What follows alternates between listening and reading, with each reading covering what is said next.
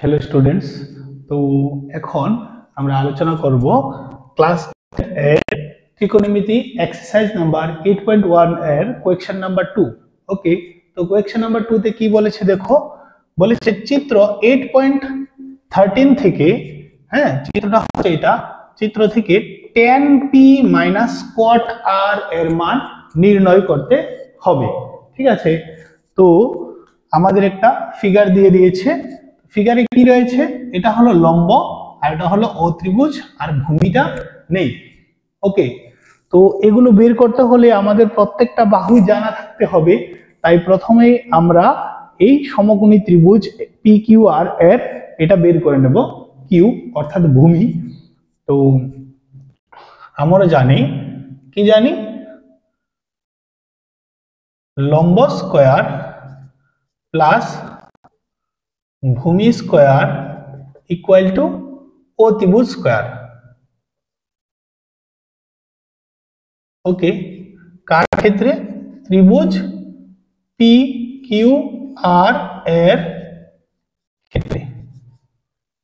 এটা লিখতে পারি আমরা লম্ব স্কয়ার প্লাস ভূমি স্কয়ার প্লাস ইকুয়াল টু অতিভুজ স্কয়ার, এবং লম্ব হয়ে যাবে এটা পি কিউ, তাই এখানে বসাবো পি কিউ স্কয়ার প্লাস ভূমি হয়ে যাবে Q R square equal to O ত্রিভুজ হয়ে যাচ্ছে এটা, অর্থাৎ পি আর স্কয়ার। ওকে, তারপর যেটার আমরা ভ্যালু জানি সেটি বসিয়ে নেব। পি কিউর ভ্যালু হচ্ছে 12 স্কয়ার, কিউ আর আমরা জানি না, পি আর এর ভ্যালু হচ্ছে 13 স্কয়ার, 12 স্কয়ার করলে আসবে 144, Q R square equal to 13 square করলে আসবে 169। ওকে, তারপর আমরা কি করব, নাম্বারগুলোকে একত্রিত ভাবে করে নেব, এক সাইডে নিয়ে নেব। তাহলে Q R square equal to 169 আর 144 যদি এদিক থেকে ওদিকে যায় তাহলে কি হবে, মাইনাস হবে। ওকে, তো Q R square equal to এটা থেকে এটা মাইনাস করলে চলে আসবে 25। ওকে, তো আমাদের কি বের করতে হবে, শুধুমাত্র কিউ আর স্কয়ার রয়েছে এখানে, তাই আমরা স্কয়ারটা সরিয়ে নিব। তো স্কয়ারটা সরিয়ে নিলে ওই পাশে কি হয়ে যাবে, রুট চলে আসবে। আর তোমরা সবাই জানো 25 কে উৎপাদক করলে আমরা কি পাবো, 5 5 25, অর্থাৎ দুইটা 5 থেকে একটা 5 বেরিয়ে আসবে, অর্থাৎ কিউ আর এর মান হচ্ছে 5 সেন্টিমিটার। তো আমরা বের করে নিয়েছি কিউ আর এর মান 5 সেন্টিমিটার। এখন আমাদের কাছে এই ত্রিভুজের প্রত্যেকটি বাহুর মানই জানা রয়েছে, তো খুব ইজিলি এখন আমরা বের করে নিতে পারবো। হ্যাঁ, তো দেখো এক নাম্বার কোয়েশ্চেনের মতোই এটাও রয়েছে। কি বলেছে আমাদের, tan p minus cot r বের করতে হবে। ঠিক আছে, tan p minus cot r।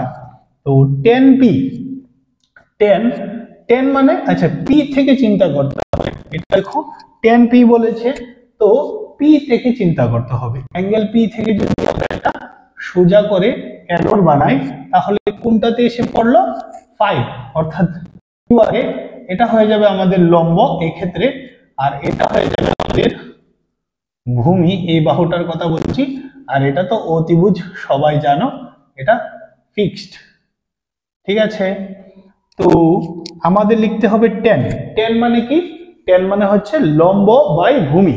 ওকে, কি হয়ে যাবে, লম্ব বাই ভূমি। আর কট হবে কি, ভূমি বাই লম্ব। কট হবে কি, ভূমি বাই লম্ব। তো আমরা ফার্স্ট অফ অল পি থেকে চিন্তা করছি, তাই লম্ব হয়ে যাচ্ছে আমাদের পি থেকে 5। ওকে, তো আমরা 5 বসালাম, আর ভূমি হয়ে যাবে 12।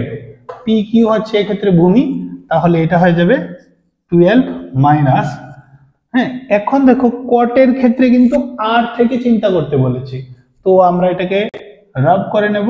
এখন আমরা কোথায় থেকে চিন্তা করব, আর অ্যাঙ্গেল আর থেকে যদি আমরা সোজা টান দিই তাহলে এই বাহুতে আসে, তাহলে এটা হয়ে যাবে এবার কি, লম্ব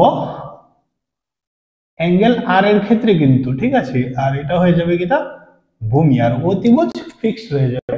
ওকে, তো এক্ষেত্রে আর এর ক্ষেত্রে ভূমি হবে কত?